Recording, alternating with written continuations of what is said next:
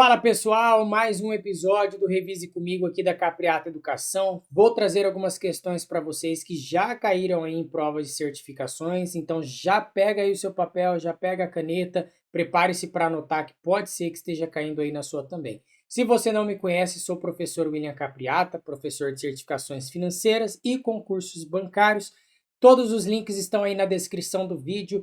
Bora lá, sem mais enrolação, começar a nossa revisão. Pessoal, bora! Segundo a resolução número 30 da CVM, o profissional de distribuição deve verificar se os produtos, serviços e operações ofertados aos clientes são adequados aos seus objetivos de investimento. Nesse caso, ele precisa analisar, entre outros aspectos, o quê? Pessoal, aqui nessa questão está se referindo aos objetivos de investimentos. Lembra que para eu conseguir definir o perfil de investidor de um cliente, eu tenho basicamente 3 perfis que eu tenho que definir. Um deles é justamente isso que fala a respeito aqui do objetivo. O outro, o outro pilar, ele seria a respeito aqui da sua situação financeira. Então, situação financeira. E nosso último pilar, ele seria o pilar aqui do conhecimento. E aí, o que a gente tem dentro de cada um desses daqui, né? Quando a gente fala de objetivo, eu estou falando basicamente sobre o período que essa pessoa vai poder manter o investimento dela. Então, qual que é o período? Porque, poxa, o período é de 1 ano, o período é de 2. A pessoa tem um objetivo definido. Além disso, eu vou querer saber da preferência dessa pessoa em relação ao risco que ela quer correr. Tá? Quer correr mais risco, quer correr menos e por aí vai. E além disso, eu tenho que saber também aqui qual que é a finalidade, desses recursos. Quando a gente fala de situação financeira, basicamente eu vou ter aqui dentro qual que é a necessidade futura de recursos que é declarada por esse cliente, né? Então vou colocar aqui necessidade futura dos recursos, que inclusive seria essa letra A aqui, né?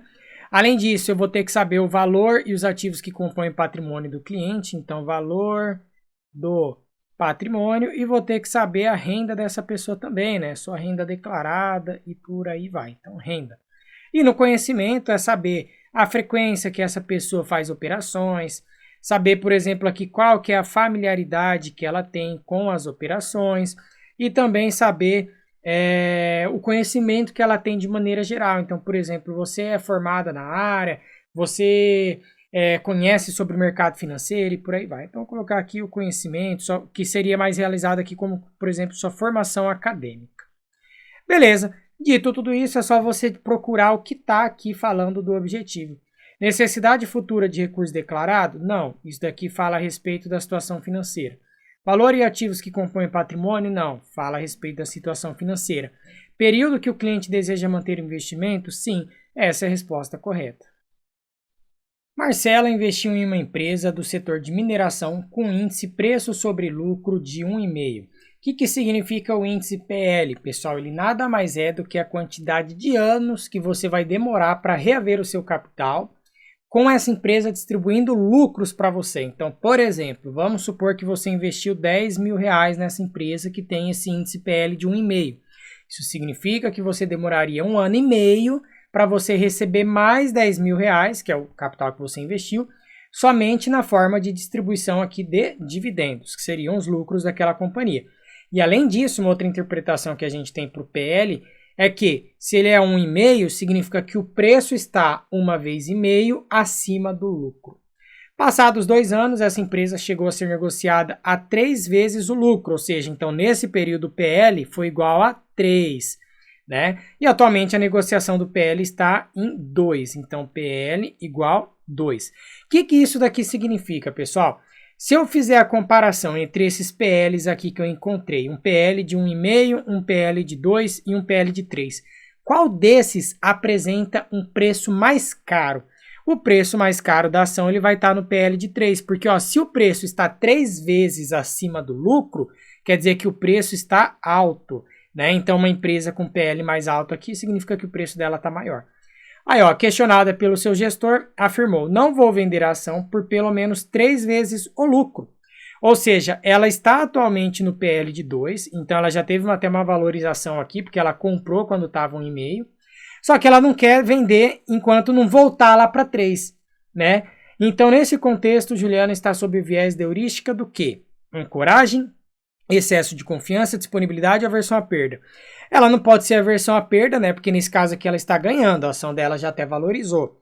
Só que ela definiu um ponto, né? Ela olhou assim um número ali e falou, olha, quer saber? Vai ser esse valor que eu quero vender. Ela se ancorou, pessoal. Ela se ancorou a esse preço, a esse índice aqui, ok? Então, justamente por isso, esse daqui vai ser o viés que ela está apresentando. Ela se ancorou aquele preço. Agora ela vai ter que esperar essa empresa valorizar aquele tanto para ela realmente pegar e vender. Na cabeça dela, né? Excesso de confiança, ele tem a ver com o que aqui? É quando a pessoa ela faz muitas negociações, tá? Então ela fica comprando e vendendo ativos todas as horas, então muitas negociações, e isso gera um alto custo de corretagem para essa empresa. Disponibilidade são as informações recentes que nós temos, né? E aí você toma a sua decisão baseada nessa informação recente, de fácil acesso. E a aversão à perda é aquela pessoa que mantém os ativos perdedores durante muito tempo e os vencedores se desfaz rapidamente. Né? Nesse caso, se ela já tivesse se desfeito dessa ação aqui rapidamente, aí eu poderia falar, beleza, aversão à perda. Tá? Então, ó, resposta letra A. Dos ativos abaixo, pode-se considerar como ativo livre de riscos. Quando a gente fala ativo livre de risco, obrigatoriamente eu estou falando de título público federal, porque é emitido pelo governo. O governo ele tem o monopólio da emissão de moeda, então basicamente a gente considera que é o ativo livre de risco de crédito, porque o governo ele pode sempre emitir mais dívida para captar recurso e pagar aquela dívida antiga dele. Ok? Então, nesse caso aqui, pessoal, qual desses aqui faz referência a um título público? A letra financeira do Tesouro. Então, resposta correta aqui vai ser a letra A. E aí, preste atenção no seguinte, aqui não falou especificamente qual risco, né? Não falou, livre de risco de crédito. Se falasse livre de risco de crédito, eu poderia marcar ações. Ações não tem risco de crédito. Aqui só falou livre de riscos de maneira geral, todos, então, ó, LFT, título público. O risco de crédito refere-se à possibilidade de não pagamento principal da dívida. O que é o principal da dívida, pessoal? Então, por exemplo, ó, pego lá um capital aqui emprestado e esse capital ele é 10 mil reais. Aí vai ter os juros aqui nele, né? Juros, vamos supor que seja 300 reais aqui de juros.